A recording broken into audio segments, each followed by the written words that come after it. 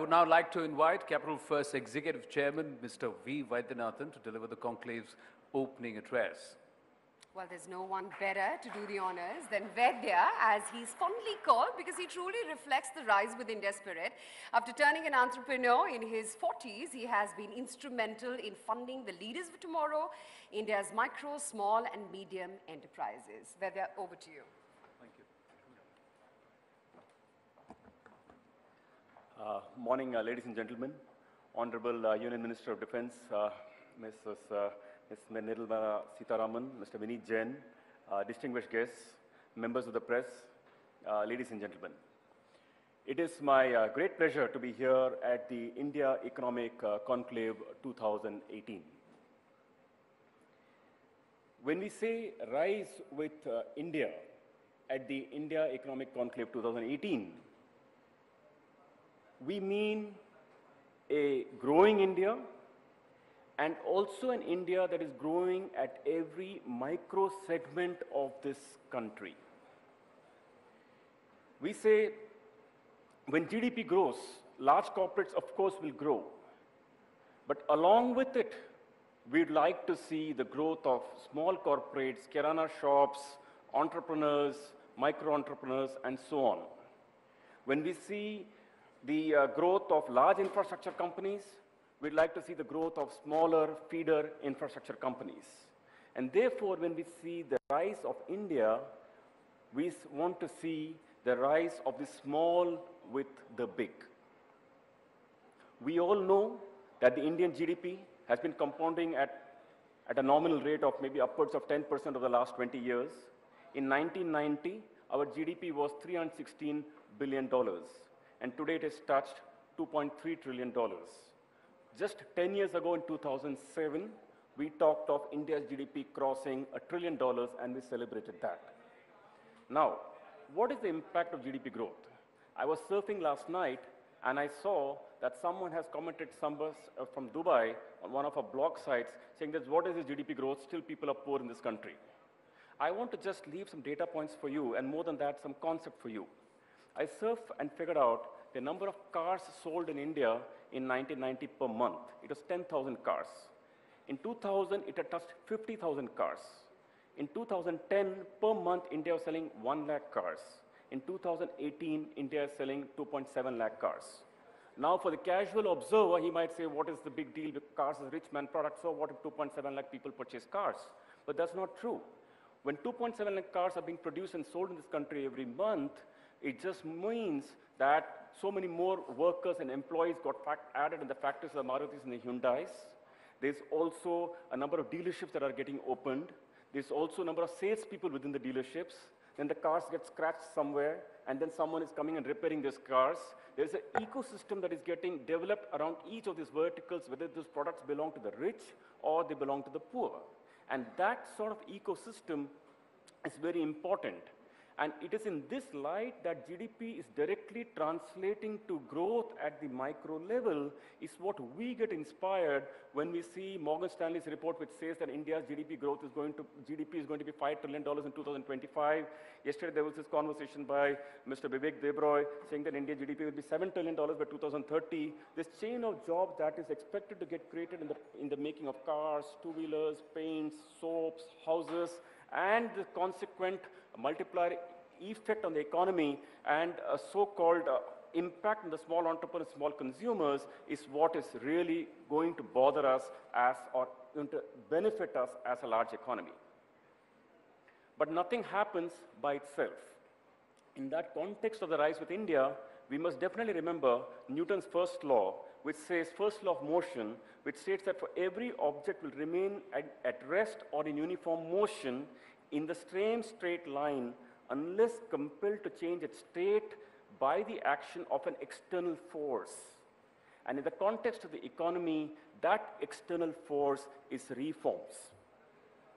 It is because of lack of reforms that between 1947 to the 1990s, India was growing at a so-called Hindu rate of growth at about 2%, and therefore the poverty levels did not dramatically change. Now, in this context, there is one reason why we feel very bullish about India in the years to come. It is not just because of, of the fact that we are Indians and we feel patriotic and jingoistic and not such teenage, juvenile, supporting my team kind of India growth and therefore India will do very well. It is because of certain structural things that have happened here. And what is the most important structural thing? The most important structural thing is no matter which government is in power since the 1990s, they have always advocated free markets, market-oriented reforms, and growth of the private sector. It's important. Governments have changed. The philosophy has not changed. And therefore, if you fast forward this theory over the next 20 or 30 years, of course, we are all in for a very good time. For example, the Aadhaar concept was seeded by the previous government, but this government carried it to a whole new level in terms of governance. Now, when we say reforms, we say DBT has saved the country anywhere between, say, about $15 billion, and now that is an annualized saving. When we say that oil subsidy has saved India $15 billion the last 5 years, these are annualized savings. So therefore, the set of, rather annuity savings, and therefore the set of reforms that are happening in India right now are annuity, and that gives us the confidence that this story is for real and will continue in the days to come. In this context, there is not a single public sector, except the Mahila Bank that got started about 4 or 5 years of which has also been merged with SBI. There's not a single public sector new institution that has got created in India in the last 25 years. There was a joke that I read somewhere which says that Jahan Raja Vyapari, Wahan Praja Bhikari. I think without saying it, I think the governments are really following it, and I think it's really important for the nation to know, and that is at the root of the fact that India will do well in the years to come. The other thing that when you see all successful countries in the world, whether it's UK, US, New Zealand, Australia, Canada, all per capita income between $40,000 to $60,000, all these people are predominantly private sector. There was the only time in 2008 when during global financial crisis when US government got involved and purchased stake in many of these institutions, but that also they sold within 8 or 10 years at a profit. And they're out of the business, out of running the businesses again in banking. So I think this is at the heart of the fact that we are moving more and more to a private sector and more efficient allocation of capital that will drive Indian economy forward. Of course, there are two significant issues with capitalism or free markets, and we have to recognize that in the course of the discussions today. Number one, crony capitalism, because crony capitalism is actually affecting resources, maybe grabbing resources, influencing the rules of the government in such a way that it favors the rich and so on and so forth. Number two is creation of monopolies, because I have pricing power, we are big, and so on and so forth, and people go and grab out the market share and then kill everybody in the process. Now, these are two significant issues, but the really good thing is that there are no such charges anywhere around the corner because of effective regulatory environment. And finally, of course, the last thing was that India had a very unique sort of capitalism where the large entrepreneurs could never die, and therefore they were continuously funded by banks again and again, but I think that problem is also resolved with the invocation of the IBC. Now, if the private sector is going to take such a substantial role in the growth of the nation in the next 20 years, then what is the government's role? And I think that's an important one to debate as well. One area is that government's role as a role of a policy maker, as a rule maker, as a market maker, as an ecosystem maker. And on this front, definitely over the last few years, a dramatic amount of work has happened. Number one, we take great inspiration from the fact that in an entrepreneurial sort of a way, this government moved very strong and firm on implementation of GST. There was a lot of lobbies which were actually working, saying that postponed for 6 months, system's not ready, and so on and so forth. God knows what would have happened if it was postponed for 6 more months. One new election around the corner, some new problems, new political problems, some logjam in the parliament, and we never know whether it would have got implemented at all or not. So in whatever form it was, got implemented, and I think given the fact that the checkposts, the borders between states have come off, and I think traffics are moving more freely, or the trucks are moving so much more freely and more productively, we just know that something fantastic is around the corner over the next year or two when GST stabilizes. That's a really good example of saying the government can entrepreneurial and make things happen, and to align the federal and state taxes of 27, 28 states or 29 states with the center and make things happen, bring all the lawmakers together is not any less difficult than maybe aligning all 9 planets or 10 planets of the ecosystem, of the solar system. The second thing, more closer to our financial services business where I relate to, again, a number of reforms have taken place. I don't think that anybody in this room can deny that. For example, for maybe close to 30 or 40 years, there were maybe 26 private sector banks and maybe 26 public sector banks. But now suddenly 10 new private sector banks have come, 10 new in the last 5 years, that's a lot. And 5 new payment banks. Now that's a reform. Supply side has dramatically increased. Then number two, you also see that if you add what NBFCs have brought to the sector, the total credit outstanding in the last 5 years has grown from $575 billion in 2010, pardon me, to 1.4 trillion in 2018. And that's again an example of how the supply side ecosystem is definitely increasing. The third thing, again an example of a significant reform brought by the government, is about the digital India, because at the same time in the ecosystem, we not only have the Aadhaar, the Jan Dhan, the mobile, an ecosystem that is developed. At the same time, we also have the credit bureaus coming in. At the same time, we have artificial intelligence. At the same time, we have analytics. At the same time, we have big data. And you know, the RBI wants to go down the chain in the ecosystem for financing and opening accounts. The government wants to go down the chain in the ecosystem. Amazon wants to go down the chain in the ecosystem to finance and deliver maybe 200 rupee item to your home. So the whole ecosystem is moving tiny, and that item of going tiny was an opportunity not available before, was not the focus, or was not feasible because the ecosystem for enabling microtransactions did not exist until maybe 4 or 5 years ago.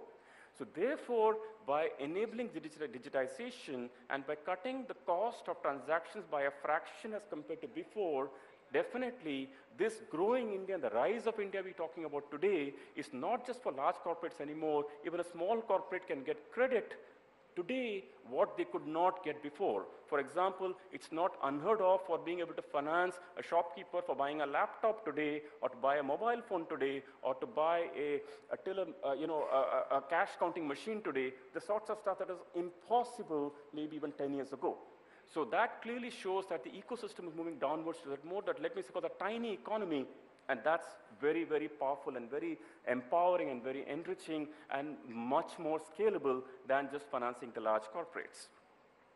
Finally, when we talk of India, we are now no longer talking about demographic dividend. There is, people can talk about the digital dividend, and that digital dividend is for real. That digital dividend is not just in terms of market caps of startups and market cap of the Amazons and Walmarts. It is also the increasing ability of people like ourselves to finance those sectors, and also the small entrepreneurs to not just open accounts, but also to get credits. Now, finally, one important input from the government, which we have seen over a period of time, is to say that instead of it's empowerment over entitlement, and I think this government has said that quite a few times. We really like the term because it is market-oriented support to the poor. For example, when this budget happened, of course, there was no waiver for farmers' loans, but there was an increase of income to the farmer loan. These are completely two different approaches, because if you increase farmers' income by 1.5 times of the MSP, then they can honor the loan, rather than just giving them, writing down the loan. So this is a fundamental change of architecture, and I think, in other words, moving more and more to markets, even in intervention, through the example that we talked about, is a very significant change in the Indian ecosystem. When you put all these 5 pieces together about the reforms that are happening, being able to finance the small entrepreneurs, being able to finance the micropayments, and the government policy of being able to do intervention through empowerment and rather through entitlement, this completes the picture of the reforms. Now, what holds up? What holds up? It's not that it's all done. We all know in the room that there are at least maybe 10 or 15 significant reforms waiting from labor, or waiting from maybe land, or a number of reforms that are yet to be done. And while the government has really achieved quite a lot, we all know there's a lot more to do. Now, there are a few questions that definitely come up, I think, which will need to get addressed today, or I guess during the conclave, is that how do political parties come together and at least make the essential reforms go through, no matter what are the other significant items you may be debating and fighting about in your quest for governance. Second thing is that when we say that small entrepreneurs versus big entrepreneurs, small economy or large economy, how is it that we can create a differential or a supportive field to the to the ecosystem vis-a-vis the established players by providing them a differential tax structure, which the government has already done by saying that small entrepreneurs pay 25%, large corporates pay 30%. But I think the larger goal is, of course, to align everybody to 25%.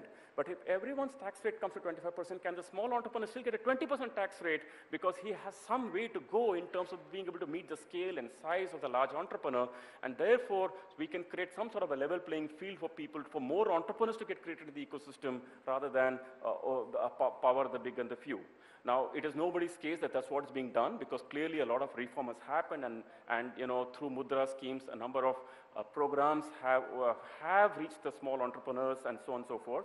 But clearly, we see the road ahead for India as very, very powerful, not because of the jingoistic, patriotic feelings, but also because at a fundamental level, India has changed across political cycles, which we believe will power the growth of India in the years to come.